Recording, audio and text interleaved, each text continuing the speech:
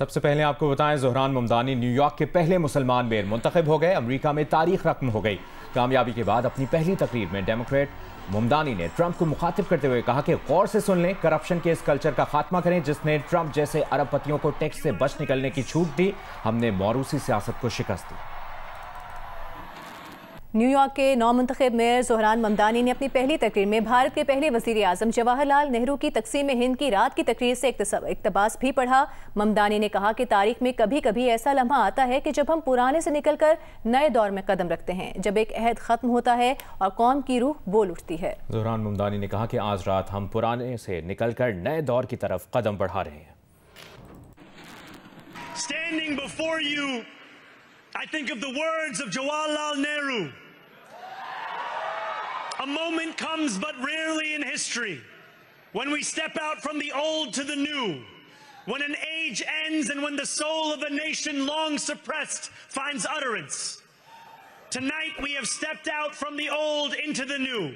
27वीं आईनी तरमीम 14 नवंबर तक दोनों ऐवानों से मंजूर कराने का फैसला किया गया है। ज़राए के मुताबिक स्पीकर कौमी असम्बली की ज़ेर सदारत हाउस बिजनेस एडवाइजरी कमेटी में तय पाया कि तरमीम पहले सेनेट से मंजूर कराई जाएगी। तरमीम की मंजूरी यकीनी बनाने के लिए वज़ीर आज़म शहबाज शरीफ ने विफाकी वज़रा और अरकान पार्लियामेंट के गैर मुल्की दौरे मनसूख कर दिए। तरमीम की मंजूरी के लिए कौमी असम्बली में 224 वोट दरकार हैं। ज़राए का कहना है कि हुकूमत को 237 अरकान की हिमायत हासिल है, जिनमें नून लीग के 125, पीपल्स पार्टी के 74, MQM के 22 अरकान शामिल हैं। इनके अलावा पाकिस्तान मुस्लिम लीग के 5, इस्तेहकाम पाकिस्तान पार्टी के 4, Muslim League Zia national party, Balochistan Awami party के 1 रुकन और 4 आज़ाद अरकान भी हुकूमती इत्तेहाद का हिस्सा हैं। सेनेट में तरमीम की मंजूरी के लिए 64 वोट दरकार हैं। 61 रुकनी हुकूमती इत्तेहाद को JUI या ANP के 3 अराकीन की हिमायत दरकार होगी। चेयरमैन PTI बैरिस्टर गौहर ने कौमी असम्बली में खिताब करते हुए 27वीं तरमीम को आइन की रूह के मुनाफी करार दिया। विफाकी वजीर तारिक फजल चौधरी ने कहा 27वीं तरमीम को मुतनाज़ा बनाने की कोशिश काबिल मज़म्मत है। सेनेटर फैसल बावडा ने सरबराह JUI मौलाना फजलुर रहमान से मुलाकात के बाद कहा तरमीम की मंजूरी के लिए नंबर ज़्यादा हैं। मौलाना से नंबर्स पर नहीं, आइनी तरमीम की शिकों पर बात हुई है। मौलाना अपना फैसला खुद करेंगे। MQM के फारूक सत्तार बोले आइन मुक़द्दस दस्तावेज ज़रूर है लेकिन सफ़ीफ़ाए आसमानी नहीं है। आइनी तरमीम पर हैरानी और परेशानी नहीं होनी चाहिए। खालिद मकबूल सिद्दीकी बोले हुकूमत समझती है कि आइनी तरमीम से अदालती निज़ाम में बेहतरी आएगी।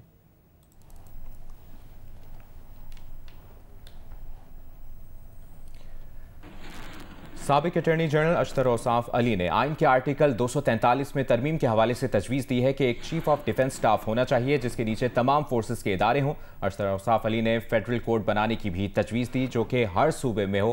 प्रोग्राम कैपिटल टॉक में तहरीक इंसाफ के बैरिस्टर उमैर नियाजी ने कहा अशतर औसाफ की तजवीज़ एक अमली बात है। 2 मतवाज़ी सुप्रीम कोर्ट्स रहेंगी, एक सूबाई मामलात के लिए और एक फेडरल के लिए। पीपल्स पार्टी के रहनुमा नदीम अफजल चंद ने कहा कि मुतालबा किया कि 27वीं आईनी तरमीम पार्लियामान में कम से कम 1 माह बहस होनी चाहिए और वो लाइव भी दिखाई जाए।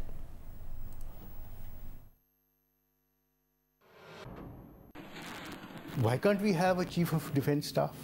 यानी कि आर्मी चीफ भी है और चीफ ऑफ डिफेंस स्टाफ भी है। जी बिल्कुल, और चीफ ऑफ डिफेंस स्टाफ जो हों वो आपके न्यूक्लियर आर्सनल को भी देखें, वो आपकी नेवी को भी देखें, वो आपकी एयरफोर्स को भी देखें, वो आपकी बड़ी फौज को भी तो देखें। जो 243 जो है उसमें कोई चेंज लानी है तो सिर्फ उसमें ऐड करना है, मस्बत कीजिए और फिर आपको आर्मी एक्ट को भी आपको चेंज करना होगा, एयरफोर्स एक्ट को भी और नेवी एक्ट को भी। जाहिर है वो और चीफ ऑफ डिफेंस स्टाफ जो है वो किसी भी फोर्स से आ सकता है, आर्मी से भी, नेवी से भी, एयरफोर्स से भी। Why not? आप फेडरल कोर्ट प्रपोज कर रहे हैं। 100% फेडरल कोर्ट हर प्रोविंस में और फिर वहां से अच्छा एक मिनट सुप्रीम ये मेरे जरा नाजरीन को समझा दें।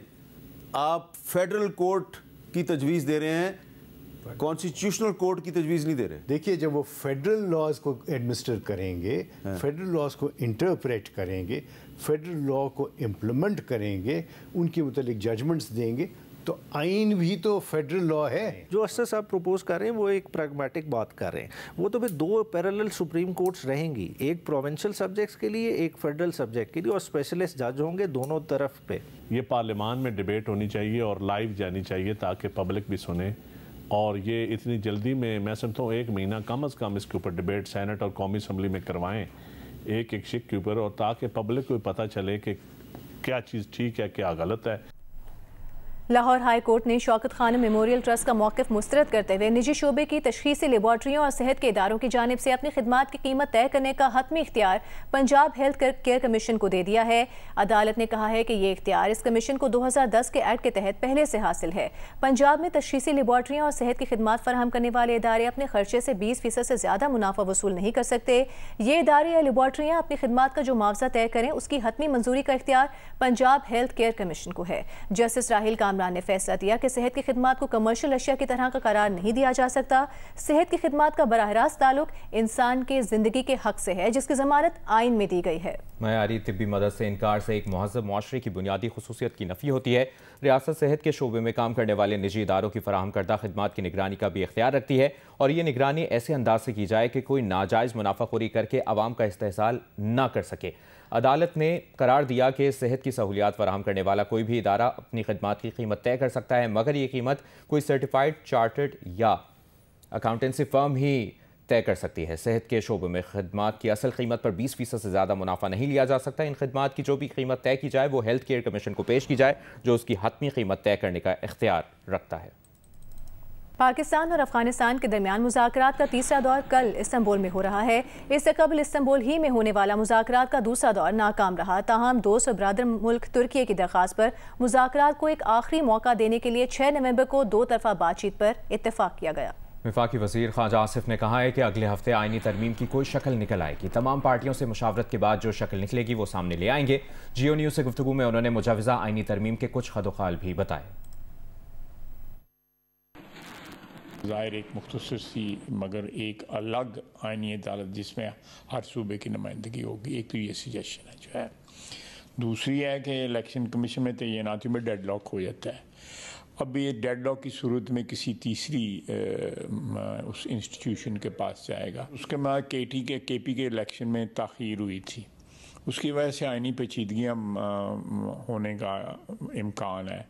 उस चीज़ को, उस अनामली को जो है दूर किया जा रहा है ऐसे कि वो जो 1.5 साल का वक्फा हुआ है तो उसमें उनकी टर्म भी पूरी हो और कोई आइनी पेचीदगी ना हो। उससे जो है सेनेट के अंदर इलेक्शन, दूसरे इलेक्शन जो हाउस के ज़रिए होते हैं, आप देखें प्रेसिडेंट का इलेक्शन होता है और दूसरे इलेक्शन होते हैं, उनमें कोई पेचीदगियाँ ना आए तो वो सुकम जो है वो दूर करना है। और फाइनली जो है ना, जो आर्टिकल 243 में जो दफाई तकाज़े अब बदल रहे हैं, बदल गए हुए हैं, तो मुशावरत की जा रही है कि उसमें अमेंडमेंट जो है लाई जाए, जो है वो कंसेंसस से होगी।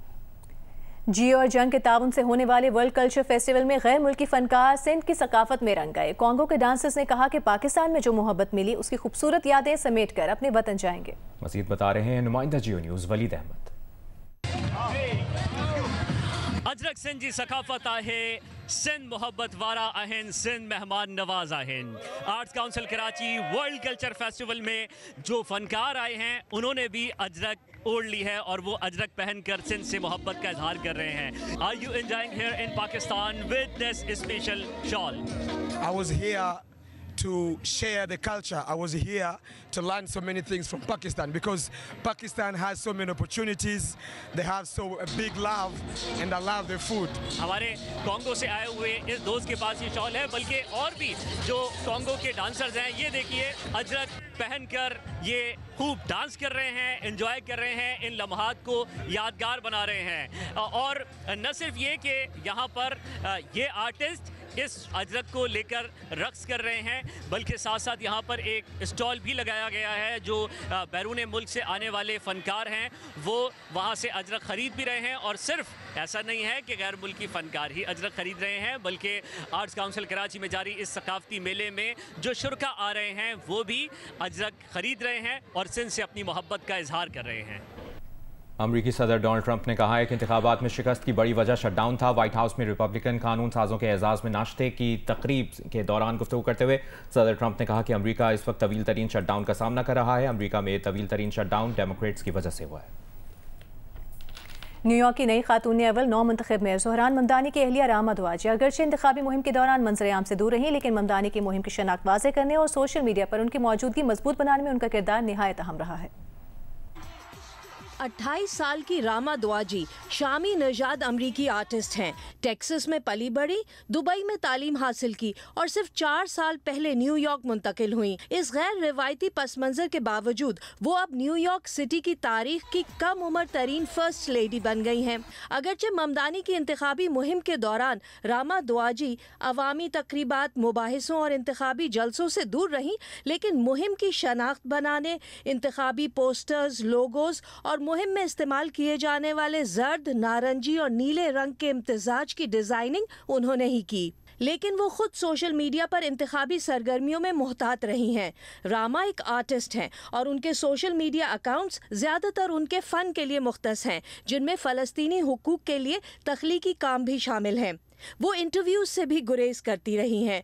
ज़ोहरान ममदानी ने मई में अपनी अहलिया से मुतालिक बढ़ती दिलचस्पी पर रद्द अमल देते हुए कहा था कि रामा सिर्फ मेरी अहलिया नहीं, वो एक बाकमाल आर्टिस्ट हैं जो चाहती हैं कि उन्हें अपनी शनाख्त अपने अंदाज में कायम करने दी जाए। आप मेरे नज़रियात पर तनकीद कर सकते हैं, लेकिन मेरे ख़ानदान पर नहीं। ममदानी के दोस्तों और हलकों में रामा दुआजी को गैर मामूली और मुतासिर कुन शख्सियत करार दिया जा रहा है। एक दोस्त ने अमरीकी मीडिया से गुफ्तगू में रामा दुआजी को असरे हाजिर की लेडी डायना तक कहा।